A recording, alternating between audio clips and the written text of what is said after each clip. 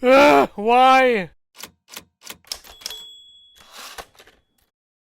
Hello everyone, and welcome back to Jesse Hecht Creative. Today we're going over some oft-underlooked characters from Donkey Kong, Cranky Kong, and the Mole Miners from LEGO. Before we begin, leave a like, hit subscribe, and comment below your favorite figure in this review. It really helps out the channel. Now let's get to it. Cranky Kong is the patriarch of the Donkey Kong, or at least Kong family here. I have always loved his character, especially in the games as well as in the TV show and in the newer games. Cranky's always a delight. And this figure is no exception. I love how they use sloping pieces as well as shield pieces on the bottom over here to create his beard. It's awesome. But starting at the top, his eyes look amazing. I love the glasses on there too, and the wrinkles. Look at those crow's feet. It's so awesome. The furrowed brow is great too, sloping up to a slope up here for his head. It looks really good, as well as the nose and mouth looking nice with that double piece we've been seeing. It's all great. And coming off to the sides, we have a sloping mechanism for his beard, as well as his sideburns, as well as the back of his hair. He doesn't have much. He's old.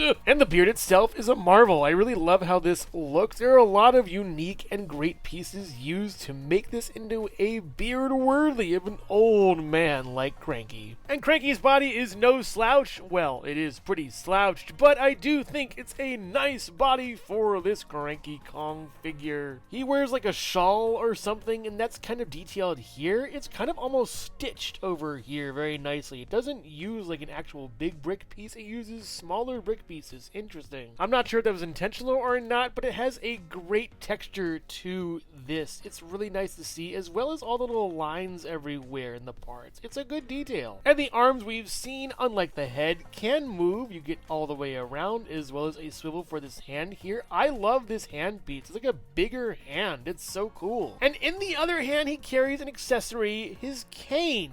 We have seen this piece in different colors. This one's in black. I couldn't find another one in that color, and I forgot to get one for this Cranky, so live with it. And it does actually provide a function we'll go over in a little bit, but this hand can also swivel as well as go up and down. It's a good piece. And of course, Cranky Kong has these feet we've seen with the other Kongs. They look really nice, and I do think they're a good part for him. And it's funny that his beard goes so low as to block them. It's pretty cool. I do like this piece, but there's one hitch when it comes to Cranky here.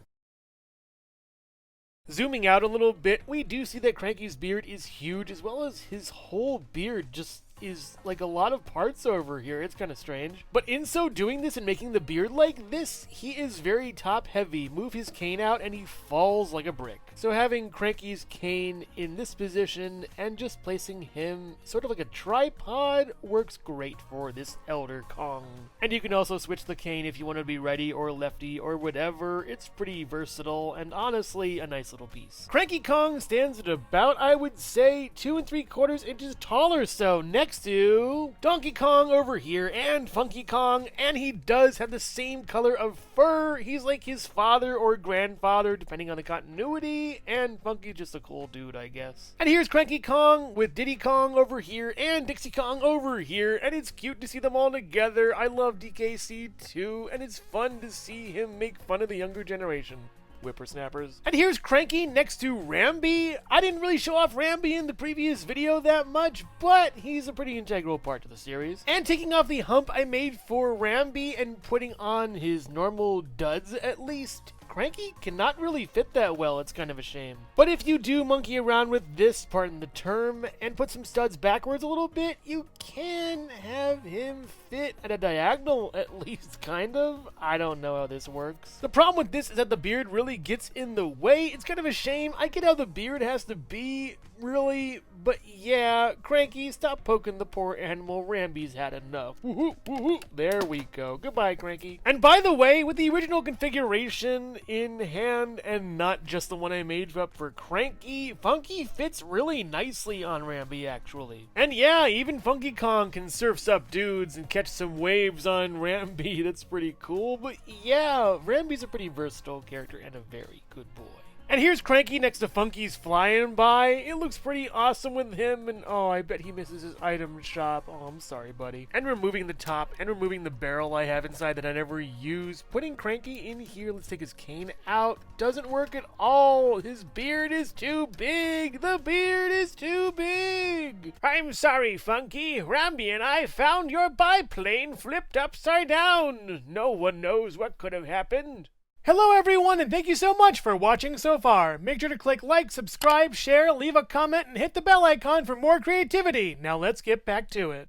Now let's check out the Mole Miner. I really like the Mole Miner's head sculpt, at least all the parts used to make it. It's pretty cute in a way. The Mole Miner has no eyes, which is kind of weird. It's like the hat is over them. Poor guy probably can't see. And in contrast, I do like how the headlamp works and looks. It's very simple and clear that it's a headlamp, and it also can move a little bit up and down. That's pretty neat. The little chubby cheeks wrapping around the face are very cute as well, and the nose is adorable. Also, I like that a lot. And the singular tooth is pretty funny, actually. All in all, a great little mole dude head for a great little mole dude, period. It's really nice. The Mole Miner's body is kind of odd to me. It's done on, like, threes, which is strange, but then again, all the other Kongs are basically done on threes. It's pretty weird. The body does slope up a little bit and then just taper off on the back, just like a flat surface. This could have been done a little bit better, and I think I could fix it in a little while. All you gotta do is get a slope piece over here, and you're pretty much set. I don't even need this piece. I don't even have Mario. It's cute, but very distracting in a way. And I like how the little mole tail is over here. It's really cute, honestly. You can wiggle a little bit, and it's super nice to see. And the articulation for the mole's arms is really nice. You just swivel this up and then swivel this down, and that's pretty much it for both of these. And there's even one more point of articulation. You can also swivel the hands a little bit left and right. It will look kind of weird because of how off it can be, and the arms do come off sometimes, so be careful with that. But all in all, great little mole body, very cute. And there really isn't much to say about the mole feet. They're just cute little mole feet. I love them, and they're adorable. They're done in pink, and they're really nice. They don't move at all, but man, are they just cute!